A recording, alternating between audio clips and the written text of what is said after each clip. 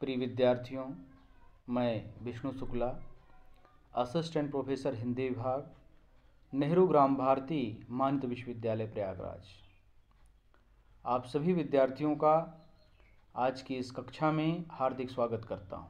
प्रिय विद्यार्थियों, मैं आपको बता दूं कि इसके पहले की जो कक्षा थी उस कक्षा में मैंने हिंदी साहित्य के इतिहास लेखन की परंपरा पर चर्चा करते हुए हिंदी साहित्य के पहले इतिहास ग्रंथ के लेखक गारसा दत्तासी जी के इतिहास ग्रंथ पर चर्चा की थी।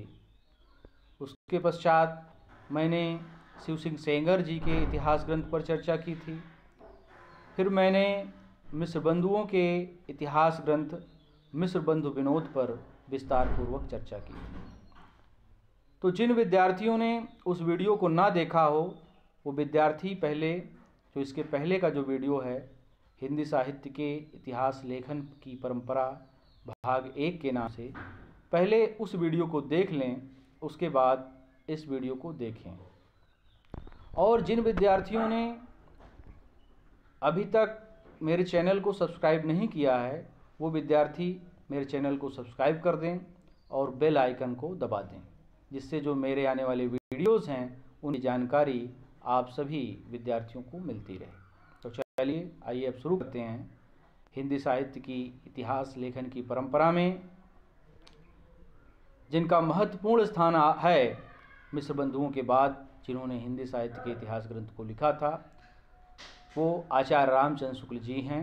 इन्होंने 1929 ईस्वी में हिंदी साहित्य का इतिहास नामक एक ग्रंथ लिखा था, जो कि सर्वाधिक तर्कसंगत एवं प्रामाणिक हिंदी साहित्य का इतिहास ग्रंथ माना जाता है।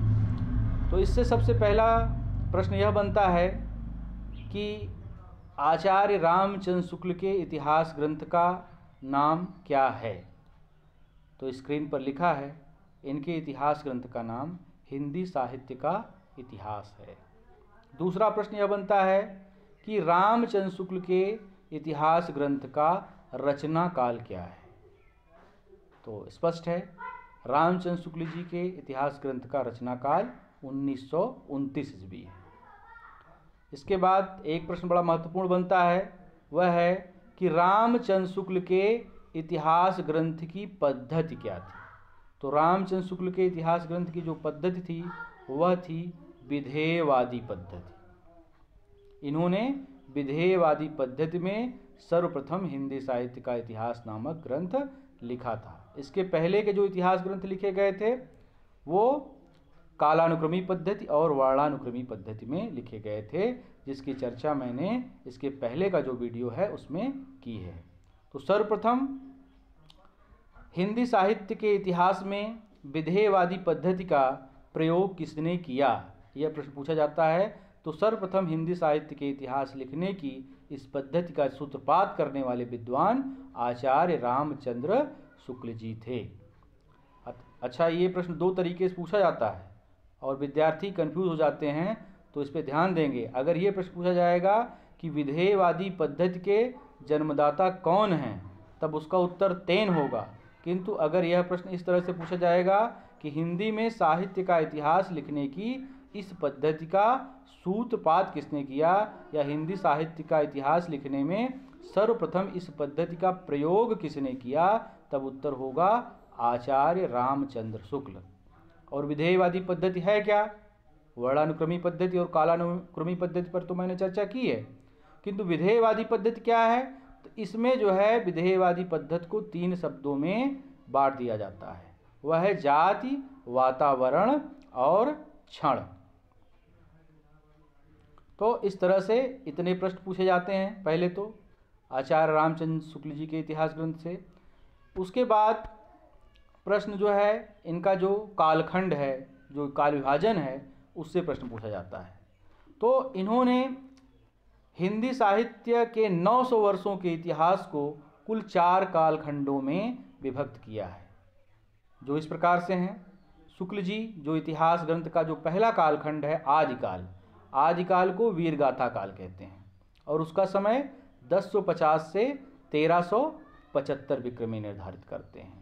वहीं शुक्ल जी पूर्व मध्यकाल को भक्तिकाल कहते हैं और उसका समय 1375 से 1700 विक्रमी निर्धारित करते हैं। और तीसरा जो कालखंड है उत्तर मध्यकाल, उसे शुक्ल जी रीतिकाल कहते हैं और उसका समय 1700 विक्रमी से 1900 विक्रमी निर्धारित करते हैं। वहीं चौथा कालखंड आधुनिक काल है, उसको शुक्ल जी गद्य काल नाम देते हैं और 1900 से लेकर के आगे तक का जो समय है वह गद्य काल का समय मानते हैं।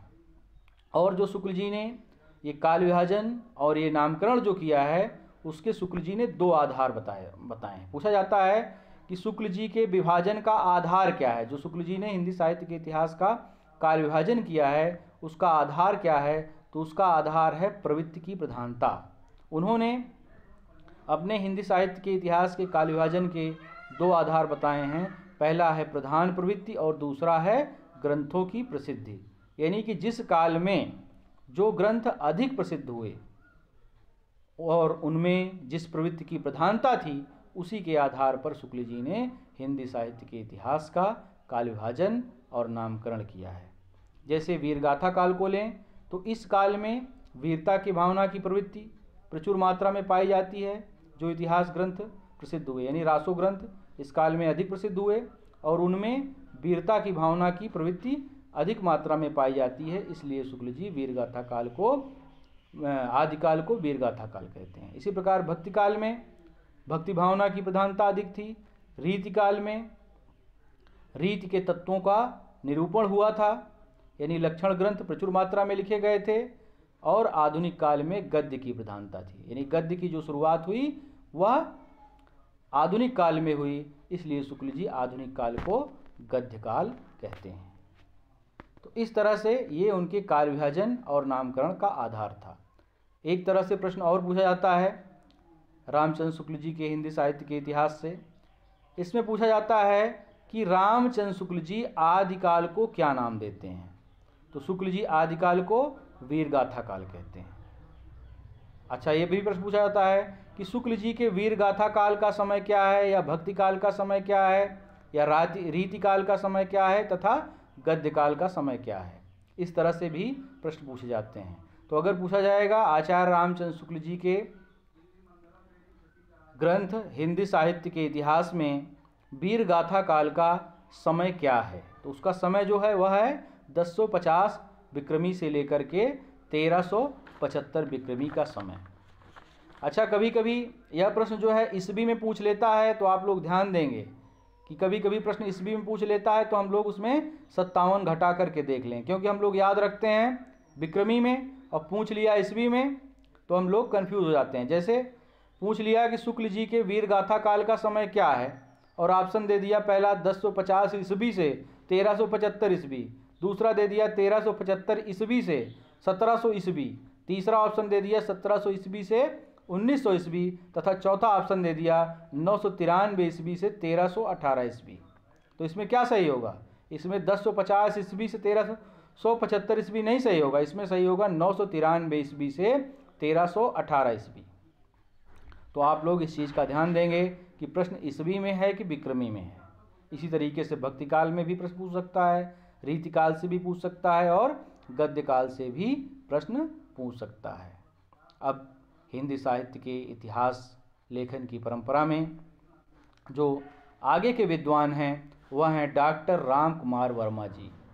इन्होंने हिंदी साहित्य का आलोचनात्मक इतिहास नामक ग्रंथ लिखा था।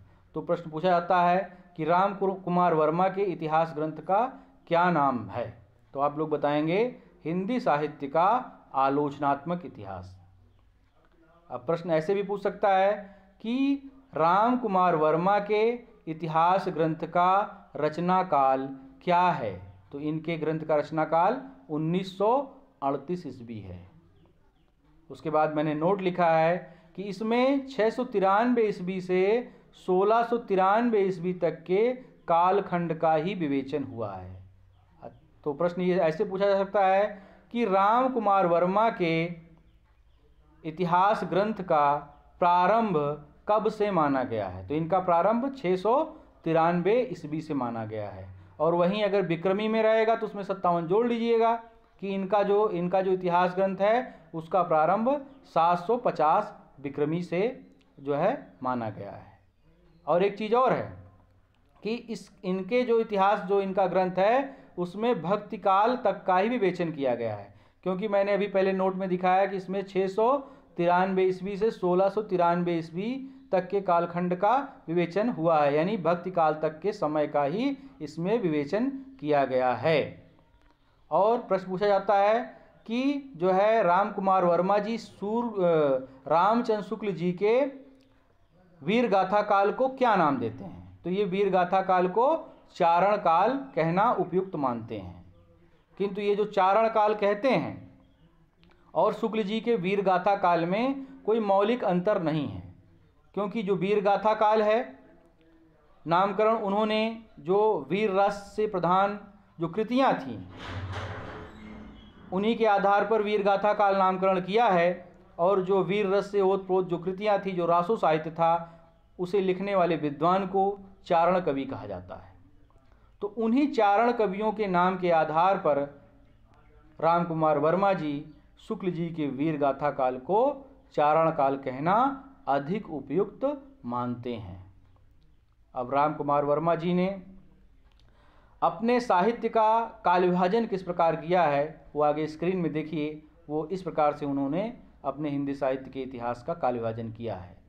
वो उनके काल विभाजन का जो पहला काल है वह है संधि काल, और उसका समय ये 750 विक्रमी से 1000 विक्रमी बताते हैं। वहीं जो चारण काल है उसका समय 1000 विक्रमी से 1375 विक्रमी बताते हैं, और भक्ति काल का समय ये 1375 विक्रमी से 1700 विक्रमी निर्धारित करते हैं। और चौथा है रीति काल, जिसका समय ये 1700 विक्रमी से 1900 विक्रमी निर्धारित करते हैं, और 1900 विक्रमी से लेकर के अब तक के समय को ये आधुनिक काल नाम देते हैं। ये पांचवा है, चौथा लिखुटा है, गलती से इसे ध्यान दीजिएगा, आधुनिक काल। तो इस तरह से हम लोग ये देखते हैं कि रामचंद्र शुक्ल के इतिहास ग्रंथ और इनके इतिहास ग्रंथ में कोई खास अंतर नहीं है। उन्हीं के इतिहास ग्रंथ के आधार पर इन्होंने अपना इतिहास ग्रंथ लिखा है। बस ये जो वीर गाथा काल का के पहले का जो समय है उसको ये संधि काल कहते हैं, और इसमें ये अपभ्रंश की कृतियों को स्थान देते हैं। इसीलिए हिंदी साहित्य का पहला कवि ये स्वयंभू को मानते हैं, और यही ये इनकी भूल है। क्योंकि हिंदी के जो पहले कवि हैं वो सराहपाद जी हैं, राहुल सांकृत्यायन जी हैं। वो सराहपाद को हिंदी का पहला कवि मानते हैं। प्रश्न भी पूछा जाता है कि हिंदी के पहले कवि कौन हैं, तो आप लोग सराहपाद जी को का उत्तर मानेंगे, सराहपाद उत्तर देंगे। और अगर यह प्रश्न पूछा जाता है कि राम कुमार वर्मा हिंदी का पहला कवि किसे मानते हैं, तो स्वयंभू उत्तर सही होगा। मगर अगर यह प्रश्न पूछेगा कि हिंदी का पहला कवि कौन है, यह जो है राहुल सांकृत्यायन जी किस कवि को हिंदी का पहला कवि मानते हैं, तो सराहपाद उत्तर सही होगा। तो मैं बात कर रहा था रामचंद्र शुक्ल के इतिहास ग्रंथ के आधार पर ही राम कुमार वर्मा ने हिंदी साहित्य का इतिहास लिखा। इनके हिंदी साहित्य के इतिहास के काल विभाजन और शुक्ल जी के काल विभाजन में कोई ज़्यादा अंतर नहीं है। बस जो है वीर गाथा काल के पहले काल को ये संधि काल कहते हैं, जिसका समय 750 विक्रमी से लेकर के 1000 विक्रमी निर्धारित करते हैं। वहीं जो है शुक्ल जी के जो वीर गाथा काल का नाम वीर गाथा काल शुक्ल जी ने आदिकाल को कहा है। राम कुमार वर्मा जी उनके वीर गाथा काल को चारण काल कहना अधिक उपयुक्त मानते हैं।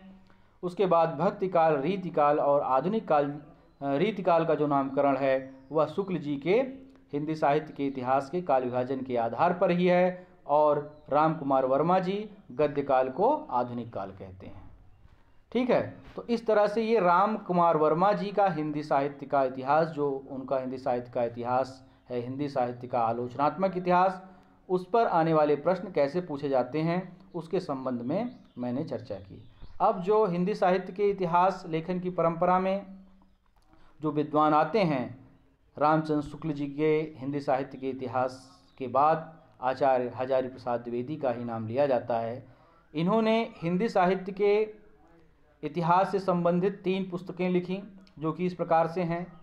पहला है हिंदी साहित्य की भूमिका, और दूसरा है हिंदी साहित्य का उद्भव और विकास, तथा तीसरा है हिंदी साहित्य का आदिकाल। ये शुक्ल जी के वीर गाथा काल को आदिकाल कहना उचित मानते हैं। प्रश्न ये भी पूछा जाता है कि शुक्ल जी के वीर गाथा काल को आदिकाल क्या कौन कहता है? तो शुक्ल जी के वीर गाथा काल को हजारी प्रसाद द्विवेदी जी आदिकाल कहते हैं। या प्रश्न ऐसे पूछा जा सकता है कि हजारी प्रसाद द्विवेदी जी शुक्ल जी के वीर गाथा काल को क्या कहते हैं? तो शुक्ल जी के वीर गाथा काल को हजारी प्रसाद द्विवेदी जी आदिकाल कहते हैं।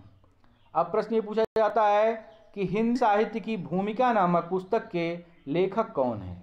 तो हिंदी साहित्य की भूमिका नामक पुस्तक के लेखक हजारी प्रसाद द्विवेदी जी हैं। इसी प्रकार से इनकी जो दूसरी पुस्तक है और तीसरी पुस्तक है उससे संबंधित प्रश्न भी पूछे जाते हैं। तथा प्रश्न ऐसे भी पूछा जा सकता है कि निम्न पुस्तकों में से कौन सी पुस्तक आचार्य हजारी प्रसाद द्विवेदी की नहीं है? अब दे दिया हिंदी साहित्य की भूमिका, हिंदी साहित्य का उद्भव और विकास तथा हिंदी साहित्य का आदिकाल, और दे दिया हिंदी साहित्य का इतिहास। तो जो हिंदी साहित्य का इतिहास है वह आचार्य हजारी प्रसाद द्विवेदी की पुस्तक नहीं है, वह आचार्य रामचंद्र शुक्ल जी की पुस्तक है। तो सही उत्तर यही होगा। फिर उसके बाद हिंदी साहित्य की इतिहास लेखन की परंपरा में हिंदी साहित्य का बृहत इतिहास इसका नाम आता है। इस ग्रंथ को अनेकों विद्वानों ने मिलकर के लिखा है और इसका जो प्रकाशन हुआ है वह नागरी प्रचारणी सभा काशी के द्वारा हुआ है। इसमें कुल 16 खंड हैं। यह प्रश्न कई बार पूछा भी गया है कि हिंदी साहित्य का जो बृहत इतिहास है इसमें कितने खंड हैं? तो इसमें कुल 16 खंड हैं और जो इसके प्रत्येक खंड हैं उसका संपादन अलग अलग विद्वानों ने किया है। ये प्रश्न भी बहुत ज़्यादा पूछा जाता है कि जो हिंदी साहित्य का बृहत इतिहास है तो इसका जो पृष्ठभाग रीतिकाल है, इसके संपादक कौन है? मतलब जो हिंदी साहित्य का बृहत इतिहास है इसका पृष्ठभाग जो रीतिकाल है इसका संपादक कौन है? अगर ये पूछा जाएगा तो इसका उत्तर होगा डॉक्टर नगेंद्र। तो इस तरह से हिंदी साहित्य के इतिहास लेखन की परंपरा के जो प्रमुख ग्रंथ हैं उस पर कौन कौन से प्रश्न बनते हैं उसकी चर्चा अभी तक के वीडियो में की गई है। अब आगे के वीडियो में जो है हम बात करेंगे हिंदी साहित्य के कुछ प्रमुख ग्रंथ कौन से हैं और उसके लेखक कौन कौन से हैं। तो पहला ग्रंथ जो हिंदी साहित्य के प्रमुख ग्रंथ में स्थान रखता है वह है हिंदी साहित्य। इसके लेखक डॉक्टर धीरेन्द्र वर्मा हैं। दूसरा ग्रंथ है हिंदी भाषा और साहित्य। इसके लेखक बाबू श्याम सुंदर दास जी हैं। इसी प्रकार से हिंदी साहित्य का वैज्ञानिक इतिहास गणपति चंद्र गुप्त जी द्वारा लिखा गया और इसका समय भी पूछता है 1965 ईस्वी में लिखा गया। उसके बाद है हिंदी काव्य शास्त्र का इतिहास।